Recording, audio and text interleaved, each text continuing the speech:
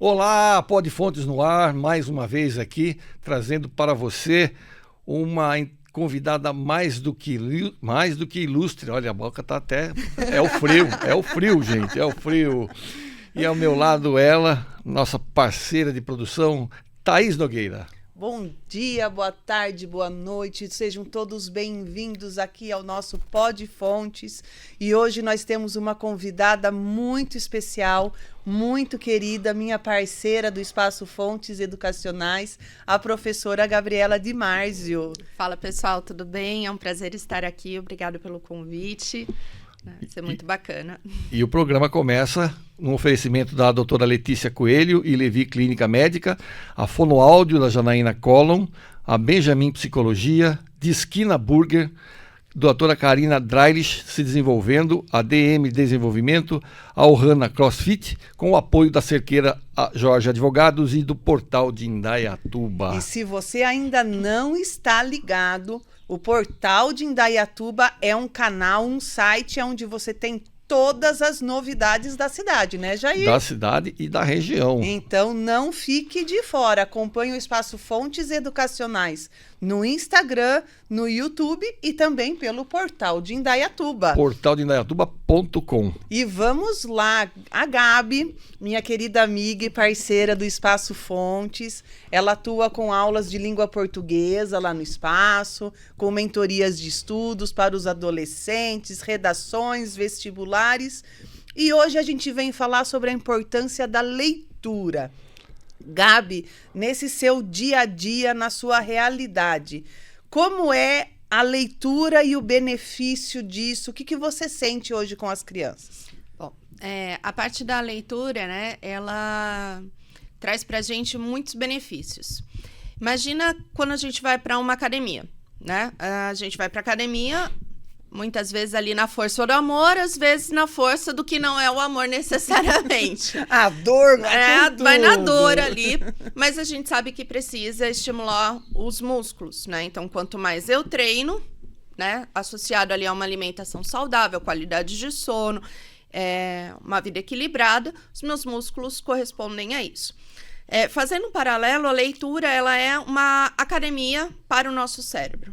Então, ela vai trazer benefícios para a nossa saúde, diretamente, porque já tem estudos que comprovam que os leitores, né, as pessoas que são leitores, que têm esse hábito, eles, na velhice, têm menos chances de desenvolver demência, de desenvolver Alzheimer, entre outras patologias ali relacionadas à condição cerebral. A leitura também estimula a questão da memória. Então, ela, por si só, né, já está ali uma academia barata para manter o nosso corpo em dia, o nosso cérebro funcionando. Então, assim, se você quer envelhecer com saúde, comece a ler já. Leia sempre, né? Estimule as suas crianças a ler. Além disso, pensando ali na nossa situação social, a leitura é aquilo que vai fazer com que a gente se conheça enquanto pessoa, né?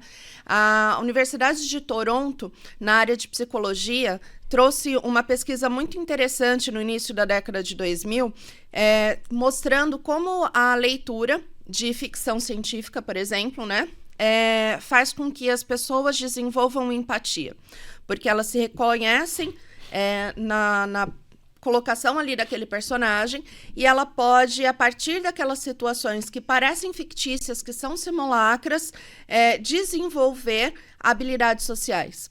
Então, por exemplo, nesse estudo, né, foi colocado ali que ler Harry Potter, naquela época estava ali no boom, né? Harry Potter é um grande clássico hoje, né? Tem gente que fala que é leitura de millennium, né? Mas eu ainda recomendo. Faz com que muitas pessoas desenvolvam uma visão menos preconceituosa, né? Por quê? Porque eles trazem isso de uma maneira lúdica. Então, você também tem um outro caminho. Sim. E do ponto de vista da escola, a leitura é extremamente fundamental, né? Para desenvolver repertório, para desenvolver as habilidades sociais que são necessárias, para fazer com que as crianças conheçam o mundo. Né? Na história da linguagem, por exemplo, antes dos livros existirem, as pessoas já contavam histórias. Sim, a história é algo muito mais antigo do que o livro, né? Do que o próprio livro. Sim. Então, quando o livro surgiu, né? E essas histórias começaram a ser sedimentadas, ela também conta a história da humanidade. Ela traz pra gente quem nós somos, né? Não só enquanto pessoas, mas enquanto espécie, enquanto sociedade. E você sabe, Jair, que lá no Espaço Fontes a gente tem as estantes de livros. Verdade. Então, nós temos gibis da Turma da Mônica criança, Turma da Mônica jovem. Nós fizemos compras desses diário de banana, diário de não sei o quê. E todas as crianças e adolescentes que frequentam o Fontes, eles fazem a biblioteca do Fontes funcionar. Porque quem lê, escreve. Né? E tudo isso é um estímulo para o dia a dia, para a realidade que a gente vive. Você sabe que eu me alfabetizei cedo e meu avô, ele assinava o Estado de São Paulo, né? Jornal, e eu devia ter acho que uns 6 anos, 7. Ele sentava para ler o jornal, ele dava um pedaço do jornal para eu ler. Eu não entendia nada, né? Mas estava ali lendo, lendo. Né? Eu não entendia nada, demorava para juntar as palavrinhas e tal. Mas aquilo para mim era um passatempo. Eu juntar as letrinhas para sair uma palavra e coisa e tal. Então, o conteúdo eu não me lembro, não tenho nem como falar o que era, mas eu me lembro justamente desse ato de somar as letrinhas e falar e tudo mais. Eu me lembro que quando eu voltava para a escola, tinha ditado, tinha leitura, né? Eu me destacava dos meus colegas por conta disso. Porque já tinha esse mundo letrado dentro de casa, né? Porque precisa ter um modelo também, né, Gabi? Porque hoje os adolescentes querem ler na tela. Na tela do notebook, na tela do tablet, na tela do celular. Mas nada melhor do que um livro. É verdade, assim... Desde que leia já é um bom começo, né? Em relação a essa questão de livro e tela, é importante ter alguns cuidados, principalmente com a parte dos olhos, né? A gente ainda mais que usa óculos, né? Então, procurar recursos de tela que tenham filtro azul, que ajudem para não causar esse cansaço. E sempre procurar um oftalmologista, né? Alguém que possa trazer ali as orientações. Mas a leitura do livro no papel... ela também tem outras vantagens, né? Não é só ler, é você poder ali manusear a folha, de você poder sentir o cheiro. Gente, o cheiro de livro eu novo adoro, é uma delícia. E entrar em livraria, vocês sabem que esse mês passado... uma vez por mês, a gente vai na livraria lá em Campinas, né? Até para estimular a Letícia, a minha filha Letícia, aluna da Gabi também. E para estimular a Letícia, e a Letícia tá apaixonada por uma coletânea que chama Os Caras Malvados. É tipo gibizinho, assim, são 12 volumes. Então, a cada mês a gente compra 2 volumes para que ela aprenda também a não ler tudo num dia só, para que ela aprenda a dividir o tempo da leitura, a estruturar. E quando a gente chega no shopping, ela fala, a primeira coisa que ela fala, hoje tem livraria. Eu falo, hoje tem livraria. E eu ensino ela a procurar, a analisar o livro, ler a contracapa, ler o histórico, porque tudo isso é importante também, né? Não é simplesmente, vou comprar aquele livro porque minha amiga gosta. Não, tem que ter a sua identidade, né, Gabi? Sim, você também falou de uma parte importante de não ler tudo de uma vez só. Assim como não adianta a gente passar a semana inteira sem ir na academia e depois se matar 4 horas ali fazendo musculação, com o cérebro é a mesma coisa. Então, se você quer ter uma rotina saudável de leitura, a minha sugestão é você ler, se colocar ali como meta um número X de páginas por dia. Então, para quem não tem o hábito, né, principalmente crianças pequenas ou adultos que estão começando, que estão lendo com os livros, coloca lá 10 páginas por dia. Né? E monitora esse tempo. Depois aumenta um pouquinho para 15, para 20, para 25, mas leia todos os dias aquele número de página. Com o tempo, né, quando aquilo for se instaurando como hábito, esse processo vai ficar mais rápido. Então, você vai perceber que o tempo que você demorava para ler, por exemplo, 20 páginas, vai começar a diminuir. E você vai começar a sentir falta desse momento com o livro. Então, o livro físico, ele também resguarda memórias afetivas, né? Sim. Através do cheiro, do tato, da sensação física de você estar ali, né? E hoje, por exemplo, com a tela, é muito fácil você se desconectar daquela leitura. Nós temos estímulos visuais e auditivos muito fortes por conta do uso excessivo de redes sociais. Então, quando a pessoa que não tem um hábito de leitura está tentando fazer uma leitura na tela, a chance dela ficar entediada com aquela leitura e querer pular para um vídeo ou fazer um audiobook ou fazer uma resenha falada daquele livro, a tentação é maior. Quando você está com um livro físico, você meio que se obriga ali porque não tem como pular, né? Em casa... Você vai ler. Mentira, dá para pular sim. Dá, mas... Dá, às vezes dá aquela vontade de você dar uma olhadinha na última página, Tem né? desenhinho, Né? tem desenhinho. Dá uma pulada ali. Mas nada, no meu ponto de vista, nada supera o livro físico. Eu gosto também. E em casa a gente tem uma regra. Depois das 8 da noite, ninguém mexe no celular. Então, eu ia perguntar agora, qual é o melhor momento para se ler? Tem um momento no dia, assim, que é um momento ideal, que você fala, bom, esse é um bom momento para se fazer uma leitura. É um momento em que você está em paz, que você sabe que não vai ser interrompido. E depende do ritmo da casa também, né? E vai depender do ritmo da casa. Particularmente, eu concordo com essa ideia de não usar o celular depois das 8 horas, né? Isso, inclusive, tem uma explicação vinculada ali à questão da área da saúde. Vamos pensar ali nas crianças, né? Entre 9 e 9 e meia é a hora que o corpo está começando a liberar a produção de melatonina, que é o hormônio vinculado ao sono e ao crescimento da criança. Se você coloca uma tela, você vai superestimular aquela produção e a criança não vai conseguir ter um sono de qualidade. Qual é o perigo? A criança associar a leitura a sono. E aí, quando ela lê, ela vai querer dormir. Porém, existem estratégias para a gente trabalhar isso. Por exemplo, os pais, lendo o livro com as crianças pequenas, eles podem parar a leitura num ponto crítico e fazer perguntas para aquela criança, né? O que será que vai acontecer com esse personagem? E você induz a criança a sonhar com aquilo. E aí, no dia seguinte, ela vai querer ou compartilhar o sonho, ou saber o que aconteceu. Então, existem estratégias. Mas o melhor momento é o momento em que você está em paz, que você sabe que você não vai ser interrompido e, de preferência, que seja um horário regular. Né? A gente sabe que às vezes não dá para manter o mesmo horário todos os dias da semana, mas eu sei que, por exemplo, se de segunda-feira eu vou ler às 2h30, antes de ir para o inglês ou para o balé, para o jogo de futebol, ok. Aí na terça eu vou ler às 7, né? Enquanto eu estou esperando o jantar ficar pronto, mas que tenha essa rotina estabelecida. Né? Do mesmo jeito que a gente tem uma rotina para outras atividades, é importante que a rotina de leitura também seja instalada para que se crie o hábito. Porque depois que o hábito foi adquirido, a pessoa vai ler em qualquer momento. Ela vai andar com o livro, porque aquilo vai fazer parte dela.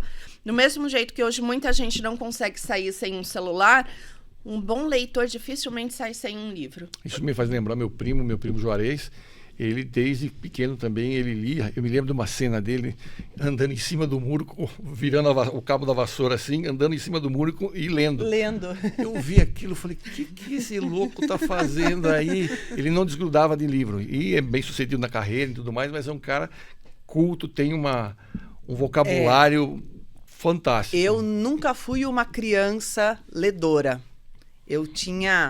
Não queria ler, não gostava de ler. Eu fui aprender a ler na faculdade de pedagogia, porque a minha professora de psicologia do desenvolvimento me encantou com a questão do neurodesenvolvimento da criança, do ser humano. E desde então, se deixar, eu leio 200 páginas numa paulada, assim, porque eu fui criando esse hábito, fui gostando, mas eu sou aquele tipo de pessoa que não posso emprestar livro, porque meu livro é grifado, ele é feito observação, ele tem os post-it da vida, né? Ele tem toda... Então, quando as pessoas falam assim para mim, me empresta tal livro, eu falo, você está levando a minha vida, é a minha opinião, as minhas marcas. Mas assim, o que eu estava falando em casa, a partir das 8 às 8h30 a gente desliga o celular e a gente faz um revezamento. Com essa modinha dos Bob Goods, né, das canetinhas, então eu e a Letícia, ou a gente senta para ler por 1 hora juntas, eu o meu livro, ela o livrinho dela, ou a gente senta para pintar. Então a gente fica na cama pintando, conversando, o cérebro voltando ao normal para ter uma noite tranquila de sono. E eu não sei, o Gabriel, mas, por exemplo, a leitura dos gibis, hoje é difícil, não vejo mais tanto isso, mas na nossa época, na minha época, meus primos assinavam o gibi e o gibi ia passando de primo para primo. Então, eu chegava na casa da minha avó, uma pilha de gibi, Tio Patinhas, Pato Donald. Lá no Fontes, o que mais sai são os gibis.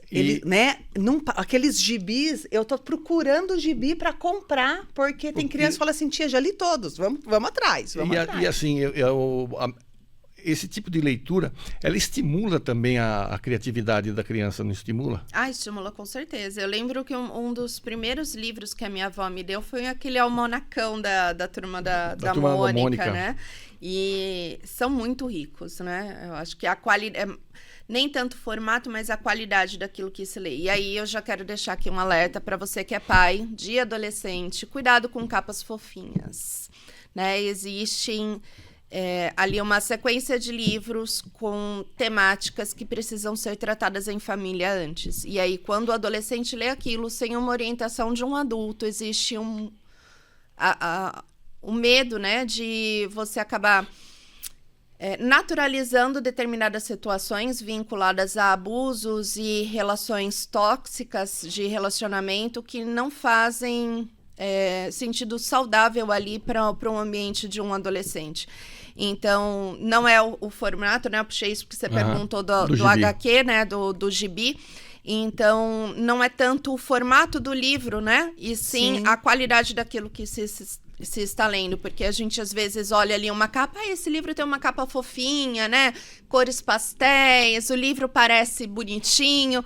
E aí, quando você vai olhar para o conteúdo, esse conteúdo ali, às vezes, 18+, enfim. Eu lembro de uma situação que eu passei com a minha filha, que é minha filha mais velha, que é leitora.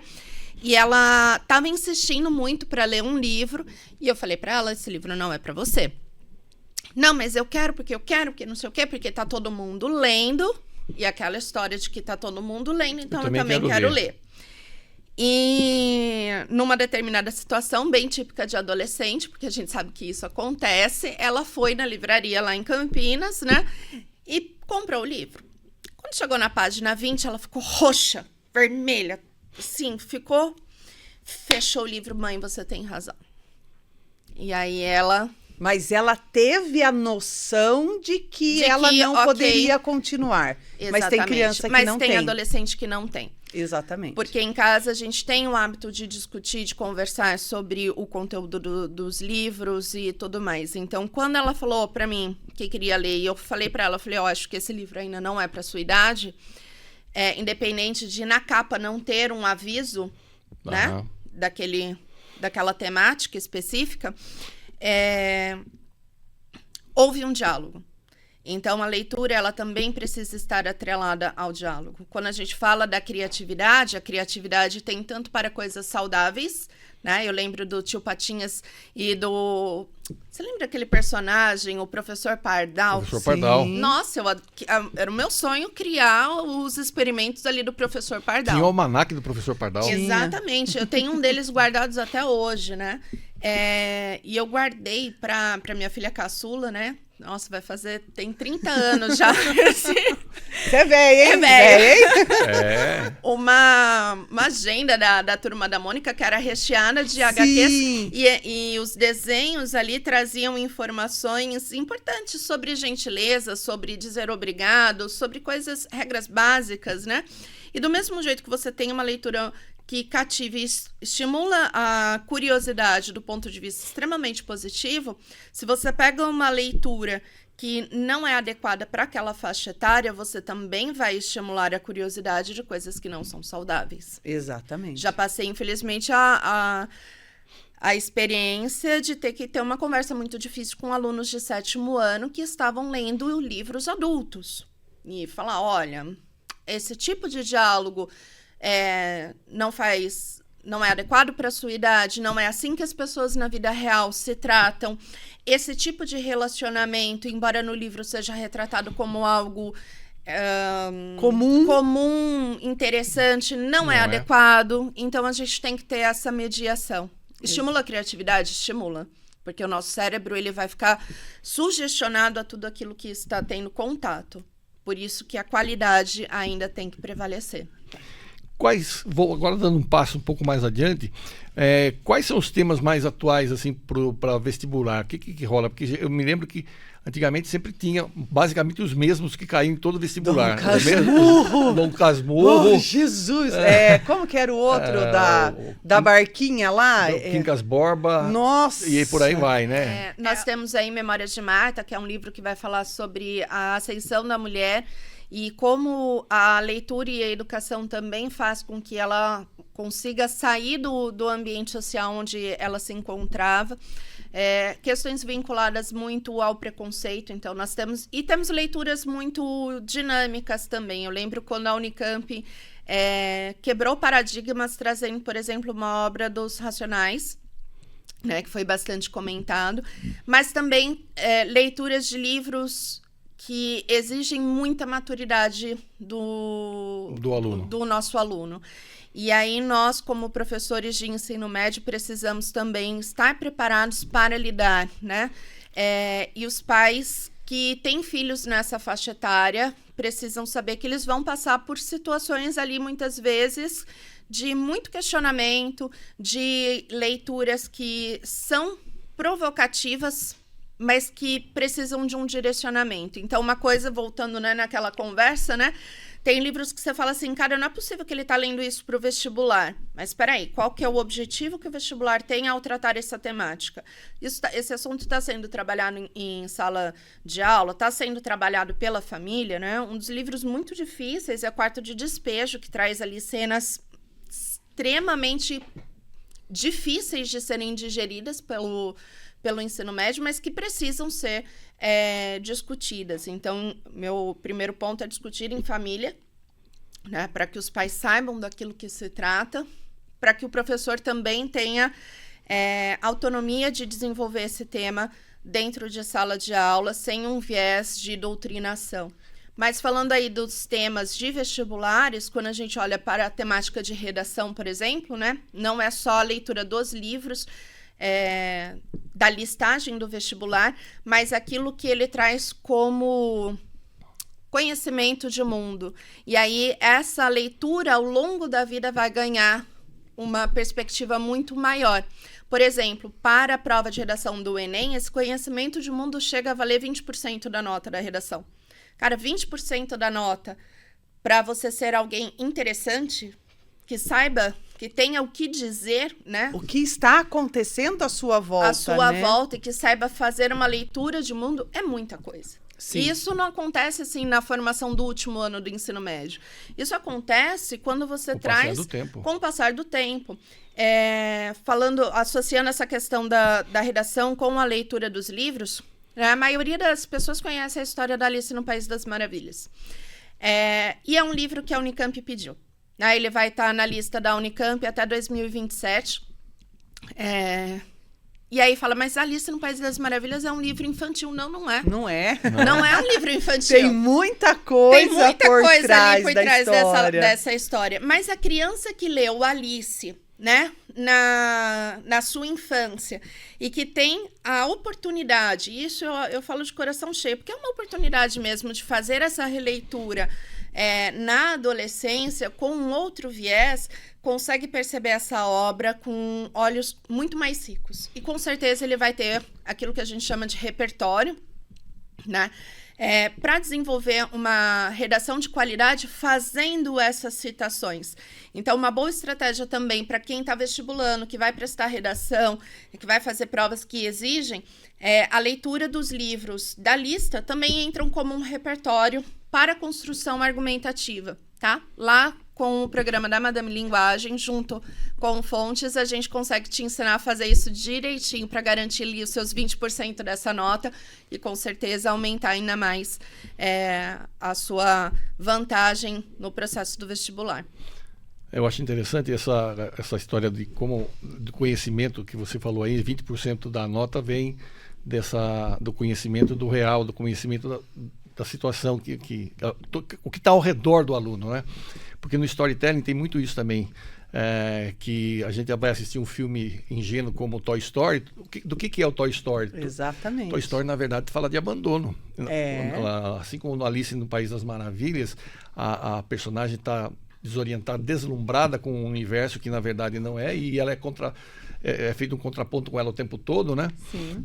Como é que é, mais ou menos assim? Se você não sabe para onde você vai, qualquer lugar serve. Eu gosto muito dessa frase, eu uso demais isso com assim eles. Como quem lê O Pequeno Príncipe quando criança e quem lê aos 40 anos O Pequeno Príncipe, você fala assim, pá, socorro, Deus, né? Outro tapa na cara, porque você precisa ter essa experiência de vida para compreender cada passagem dos processos. Então é o que se fala, né? A Disney não é só para a criança, né? Os contos Disney são muito mais para os pais educarem as crianças com cuidado, com atenção, do que todo o Procurando Nemo também é um outro filme que fala sobre... Gente. Procurando Nemo fala de uma criança que tem uma deficiência, na verdade, na figura do peixinho, e que o pai se desespera por causa que ele entra naquele turbilhão que é o mundo. Como é que ele se sai, né, convivendo com o mundo ao redor dele. Então, às vezes a gente vai falar, mas é um filme tão inocente. Não é tão inocente assim, na verdade tem uma história por trás, assim como o livro que você falou, que muitas vezes a capa é fofinha, você fala, nossa, que esse livro é legal, e o conteúdo muitas vezes não é apropriado. Então, tem toda uma dinâmica por trás daquilo que a gente vê, que, como diria um amigo meu, tudo que a gente vê não é bem aquilo que a gente vê, né? Com certeza. Tem sempre um assunto ou outro para... Que tá ali para ser encaixadinho. Mas, infelizmente, nosso horário tempo está estourou. acabando. E eu queria dar para você, Gabi, além do meu agradecimento especial por você estar aqui comigo, queria que você falasse um pouquinho, então, para os pais que estão nos assistindo, para os adolescentes, as aulas que você está desenvolvendo a respeito das redações, FUVEST, Unicamp. Deixa aí o seu recadinho para eles poderem te procurar e terem esse suporte super especial do MAD Linguagens. Obrigada. Bom, pessoal, então, para você que está vestibulando ou que ainda está no processo, que quer uma mentoria ali para vestibulares que vão exigir de você um conhecimento mais aprofundado, a Madame Linguagem trabalha com essa orientação em língua portuguesa, com foco na parte de gramática e redação e desenvolvimento redacional. E aí você pode me procurar através do Fontes Educacionais e também do Madame Linguagem no Instagram. E com as nossas aulas a gente vai trabalhar a parte estrutural, os repertórios, a construção desses textos, sempre focando naquilo que você precisa desenvolver dentro do vestibular que você se propõe. E não é só para os vestibulares. Dentro do programa de mentoria da Madame Linguagem, a gente também trabalha com a parte de assessoria para quem vai prestar vestibulares fora do país e que precisa conhecer a redação que é exigida em outros países, por exemplo, nos Estados Unidos ou na Europa, né? E aí a gente faz todo esse processo de auxílio. Se você está no fundamental e também precisa de ajuda com a parte de desenvolvimento na área de linguagem, a gente também trabalha com essa parte de formação. Então, desde os pequenos até os maiores, a gente vai construindo esse desenvolvimento de linguagem em conjunto, porque no final das contas a linguagem é para a vida, né? Exatamente, para a vida toda. É para a vida toda. Muito bem, este nosso Pod Fontes é um oferecimento da doutora Letícia Coelho e Levi Clínica Médica, da Fonoáudio da Janaína Collum, da Benjamin Psicologia, de Esquina Burger, Karina Dreilich se desenvolvendo, DM Desenvolvimento, Ohana CrossFit e o apoio da Cerqueira Jorge Advogados e o Portal de Indaiatuba, o melhor e mais completo portal de notícias da cidade. Isso mesmo. E você que está aqui com a gente, se prepare para o nosso programa da próxima semana. Nós vamos estar recebendo a Karina Dreilich, da Se Desenvolvendo. Ela é psicopedagoga e psicanalista infantil. E a gente vai tratar de um assunto interessantíssimo e muito atual. A emoção da criança quando os pais se separam. Vocês já pensaram nas consequências ou não dessa separação? Será que essa criança tem culpa? Como ela se sente? Qual é o profissional especializado para auxiliar essas crianças e essas famílias? Estará no nosso próximo programa. Muito bem. Gabi, obrigado pela participação. Obrigada, foi uma satisfação muito grande tê-la aqui conosco, dividindo seu conhecimento com todos nós. Muito obrigado. Muito obrigada. Thaís, obrigado e até o próximo. Até o próximo programa. Você aí de casa, um abraço, até o nosso próximo encontro. Tchau, tchau.